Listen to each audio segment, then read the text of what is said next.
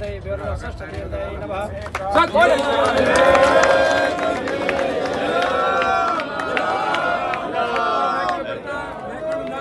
તાલુકાના ધ્રંગ ખાતે આજરોજ ₹50 લાખના ખર્ચે પુલ તથા 10 લાખના ખર્ચે બનેલા શેડ ફ્લોરિંગ કામ પેવર બ્લોકના કામોનું ઉચ્ચ અને ટેકનિકલ શિક્ષણ વિભાગના રાજ્યકક્ષાના મંત્રી શ્રી ત્રિકમભાઈ છાંગાના હસ્તે લોકાર્પણ કરવામાં આવ્યું હતું।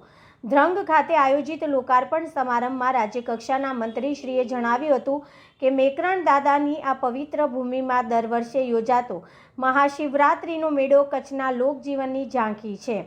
લોકજીવનના ઘડતરમાં મેળો મહત્વની ભૂમિકા ભજવતો હોવાનું જણાવીને વધુમાં તેમણે ઉમેર્યું હતું કે મેકરણ દાદા કચ્છના પ્રથમ કચ્છી કવિ હતા। તેમણે લખેલી સાંખીઓ આજે પણ સામાજિક સમરસતાની પ્રેરણા આપે છે। રાજ્યમંત્રીશ્રીએ વધુમાં ઉમેર્યું હતું કે નર્મદાના નીર ટૂંક સમયમાં વિસ્તારમાં પહોંચતા લોકોની સમસ્યાઓનો અંત આવશે।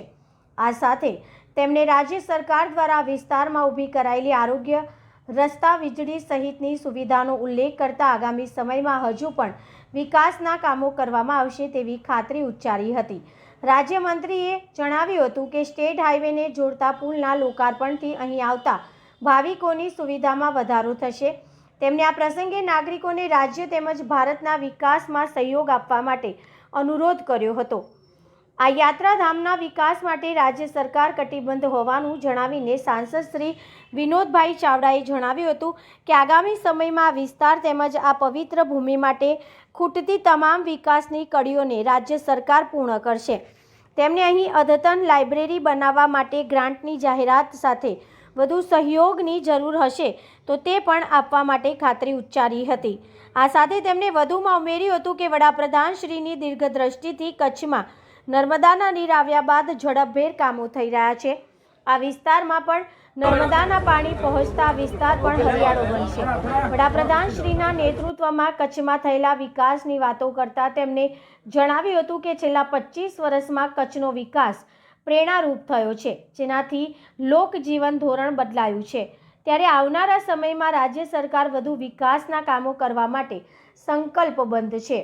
આ પ્રસંગે જિલ્લા પંચાયત પ્રમુખ શ્રી જનકસિંહ જાડેજા, મહંત શ્રી મૂળજી રાજા કાપડી, જિલ્લા બાંધકામ સમિતિના ચેરમેન શ્રી મશરૂભાઈ રબારી, જિલ્લા પંચાયત સદસ્ય શ્રી દામજીભાઈ ચાડ, આગેવાન શ્રી દેવજીભાઈ વરચંદ, ભીમજીભાઈ જોધાણી, હિતેશભાઈ ખંડોલ, તેજાભાઈ આહિર, સતીશભાઈ છાંગા, હરિભાઈ જાંટિયા, બાબુભાઈ હુંબલ સહિત વિવિધ ગામના સરપંચશ્રીઓ તેમજ મોટી સંખ્યામાં નાગરિકો ઉપસ્થિત રહ્યા હતા। રણછોડ બચુ પટેલ રત્નાલ, હું એનો ટ્રસ્ટી છું અને જવાબદારી નિભાવું છું। જે દાદાએ આપી છે એ કરવાનું કામ અમારાથી થાય એવું। પ્રોગ્રામનો હેતુ મહાશિવરાત્રિનો મેળો તો કાયમી થાય જ છે। મેકરણ દાદાએ મકલેશ્વર મહાદેવની સ્થાપના કરી તો મકલેશ્વર મહાદેવનું મહાશિવરાત્રિનો મેળો થાય અને એમાં બીજો આજે પ્રોગ્રામ હતો અમારે અહીંયા મંત્રી શ્રી ત્રિકમભાઈ છાંગા છે, એમણે પુલ બનાવી દીધો અમને અહીંયા, તો એ પુલનું પણ ઉદઘાટન હતું। 3 મહિને પહેલા એને કીધું હતું, 3 મહિનામાં અમને તૈયાર કરી અને પુલ બંધાવી દીધો, એનું પણ લોકાર્પણ હતો। અને અન્નક્ષેત્રની બાજુમાં ત્યાં સેટ બનાવ્યો છે, ત્યાં બ્લોકનો પણ હતો, 10 લાખ રૂપિયા સરકારે આપ્યા, એનો અમે ટ્રસ્ટી વતી આભાર માનીએ છીએ। પબ્લિક જોઈ અને બહુ હરખની લાગણી થાય છે અને અહીંયા મેકરણ દાદાના મેળામાં 18 આલમ આવે છે। 3 ટાઈમ કચ્છનો એક એવો મેળો છે જ્યાં 3 ટાઈમ વિના પૈસે ખાવાનું મળે છે। એવો એક કચ્છમાં મેળો હોય તો 3 ટાઈમ વિનામૂલ્યે ભોજન આપે છે અને દાતા પણ એકલા આવી જાય છે, મળી જાય છે, કોઈના આગળ માગવું પડતું નથી અને 24 કલાક ટ્રસ્ટ અહીંયા ચાલે છે કાયમ।